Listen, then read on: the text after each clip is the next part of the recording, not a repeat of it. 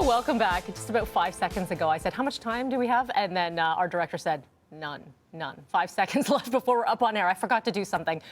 I digress. Let's bring in Mike Eppel. I'm frazzled. Good morning. How are you? Apparently. How are you? I'm fine, thank you.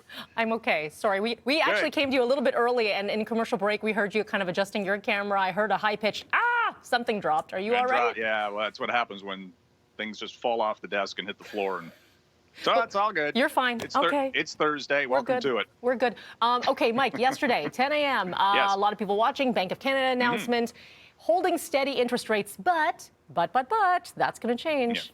Yeah. And it's actually, to some, a bit of a surprise that the Bank of Canada did not raise interest rates in its policy announcement, Melanie, because, quite frankly, they've got the wherewithal to do so if their mandate is to, target inflation at 2%. Well, inflation is way above that right now. It's, up around almost 5%.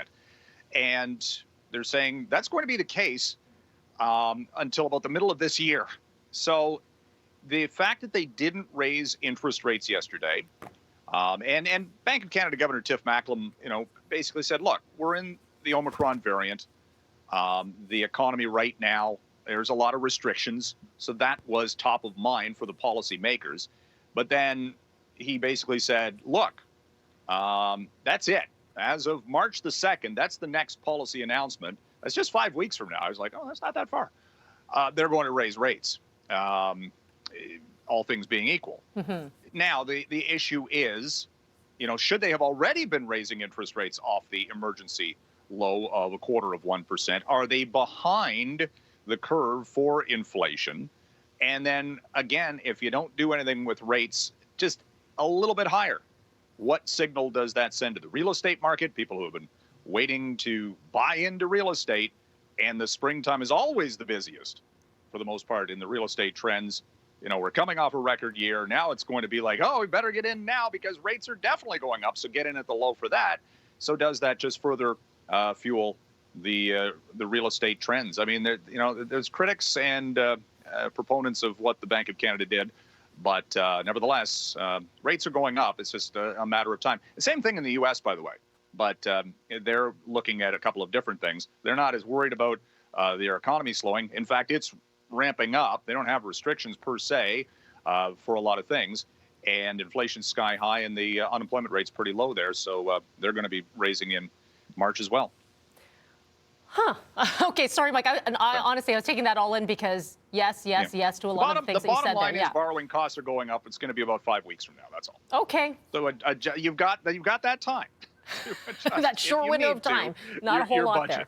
A little bit of extra time. Let's talk about the budget.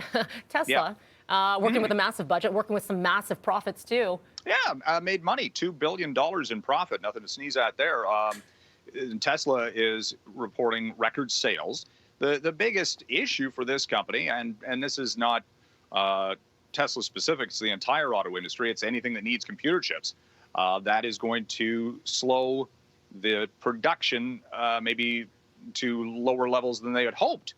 And Elon Musk is also saying, look, because of the global supply chain issues with computer chips, they're not going to be bringing out any specific new models this year. So there goes the Cybertruck until 2023. And they'd hope to get that out earlier because of what Ford and General Motors are bringing to market in the electric vehicle pickup space. Let's talk about that. General Motors, massive investment.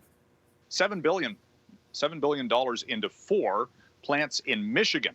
So, they're looking for people, and again, the hiring trends, it's going to be a little bit more difficult for General Motors and the automakers to maybe ramp up production because of a pretty, tight labor market in the United States right now. But that is a massive investment for Michigan.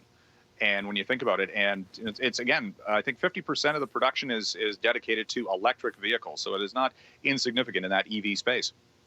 Let's finally talk about Apple. They're going to report some earnings a little bit later on today. What's expected? Well, look, Microsoft earnings earlier this week were $18 billion in profit. Apple is probably going to top that. But, that's just a ridiculously huge number when you think about it.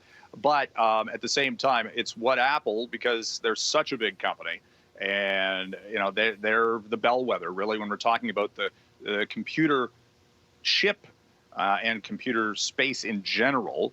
What are they going to say about the supply chain issues? They make a lot of their computer chips now in-house for the new Macs and MacBooks, but they're still, dealing with. Samsung today reported earnings that were up 53%, but they're saying the same darn thing. It's the computer chip shortage globally. Plants are being built. There's a bunch of new ones going into the States to catch up, but how long does it take to build a computer chip plant? It takes months, if not years, to get it staffed up and running. No doubt. All right, Mike, tomorrow, it's going to be Friday. We will chat then. It is. All right. Oh, it sure is. Talk to you then. Things won't fall off the desk. It'll be good. Be careful.